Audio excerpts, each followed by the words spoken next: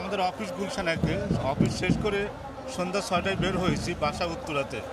তো 6টা থেকে এ পর্যন্ত আসতে বুঝতেই পারছেন কতক্ষণ লাগলো। এখন করি তো কত বাজে।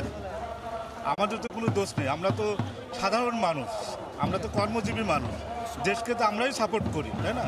তাহলে আমার মনে হয় সংশ্লিষ্ট কর্তৃপক্ষের উচিত এই বিষয়গুলো দেখা এবং যত দ্রুত সম্ভব এগুলোর সমস্যার সমাধান করা। না হলে দেখা যাবে আবার অপ্রীতিকর কোনো ঘটনার সৃষ্টি হবে, তখন সমস্যার সমাধানও হবে, ক্ষতিও হবে। তো আমার মনে হয় সংশ্লিষ্ট কর্তৃপক্ষকে আমি আবেদন করব, আপনারা আসেন, ইয়ং জেনারেশনের স্টুডেন্টদের সাথে বসেন এবং সমস্যার সমাধান করেন যত দ্রুত সম্ভব। গুলশান 1 থেকে এই মহাখালী তিতুমির কলেজে আসতে যদি 2 ঘন্টা 2.5 ঘন্টা সময় লাগে তাহলে দেশ কিভাবে চলবে?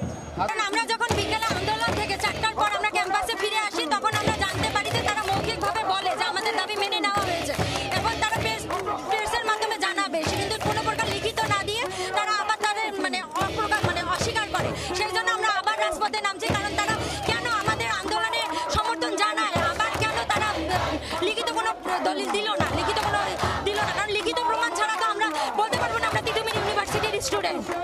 আমাদের দাবি না মানা পর্যন্ত আমরা রাজপথ ছাড়ছি না, আমরা এই আন্দোলন চালিয়ে যাবই। আমাদের দাবি মেনে নিয়ে আবার সেটা নাকচ করা হয়েছে, এখন আমাদের দাবি না মানা পর্যন্ত আমরা রাজপথ ছাড়বো না।